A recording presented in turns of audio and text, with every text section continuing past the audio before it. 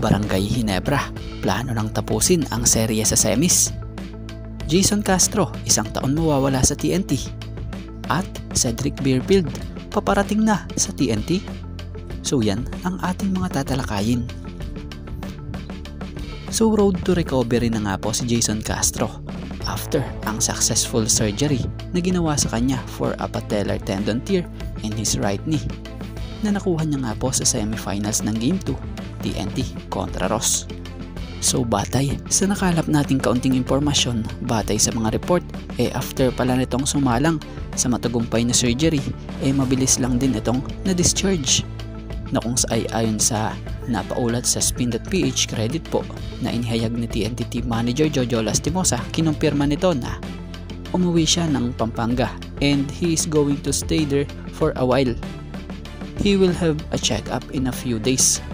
It's going to be a long process. It's going to be a full 12 months.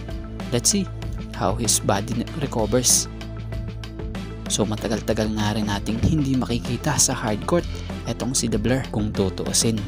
Dahil kinumpirma, isang taon din ito mawawala sa basketball. So syempre, yung injury niya, mabigat na injury yan eh. Kumbaga, dadaan ka talaga sa mga proseso para talagang makarecover. So dadaan yan sa mga therapies and rehabilitation. So magiging malaking kawalan si Jason Castro ngayon talaga dito sa TNT. Dahil laki ng role niya sa team na mahirap naman mapunan ng isang player.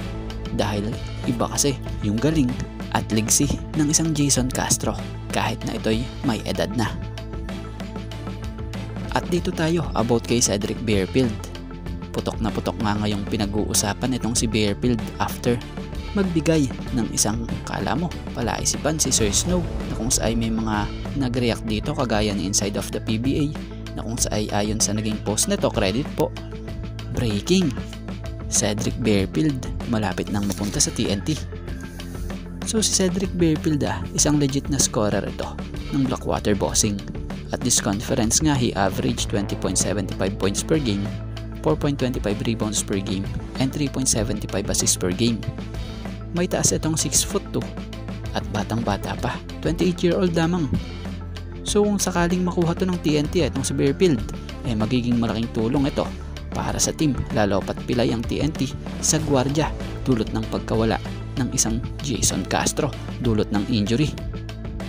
So ang tanong dito, paano at sinong player ang possible pakawalan ng TNT para ipalit sa scoring guard na si Cedric Bearfield?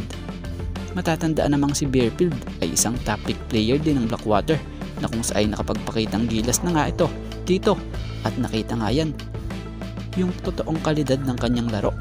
Kaya lang sa kasamang palad hindi rin niya natapos ang conference dahil sa ito'y na-injured. Pero kung na-injured man ito, ang maganda pa sa kanya mabilis lang siya makakabalik dahil bata pa nga. So may mga ilang fans rin na mga nagsasabi na walang imposible sa TNT, maaaring kaya nilang makuha ito sa trade kung kanilang gugustuhin. Dahil sample ng araw dyan yung Ray Parks noon at BGR na may magandang nilalaro sa Blackwater pero kanilang nahilot at nakuha pa para isahog sa TNT. So kung tutuusin nga raw, possible rin raw yung Bearfield kung magkataon. So syempre abang-abang pa din kung matutuloy ba yung Bearfield sa TNT dahil syempre sila mag-uusap at magkakaroon ng kasunduan about sa pagdating sa mga ganyan. So abangan na lang natin, kung matuloy, edi matuloy, kung hindi, edi hindi. Ganun lang yun, di ba? At dito tayo, isang panalo na lang ng Ginebra, pasok na sila sa finals. Pero aminado ang team na hindi pa sila papakasigurado, maging itong ang si Raymond Aguilar gaya na lamang sa naging pahayag niyang ito. Expectation namin, 50-50 game pa rin as usual, pero gawin namin best namin para makuha na, para makapahinga na.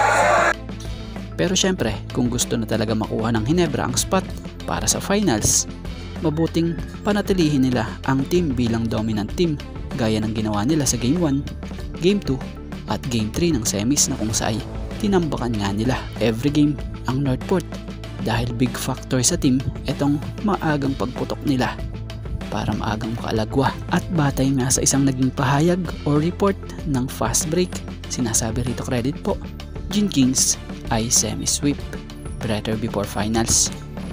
So yun nga, kung ganun, kung masweep ito ng Hinebra, etong Northport, ang maganda dito or kagandahan dito, magkakaroon nga ng mahabang pahinga itong Hinebra na siyang kinakailangan naman ng ilang players din nila.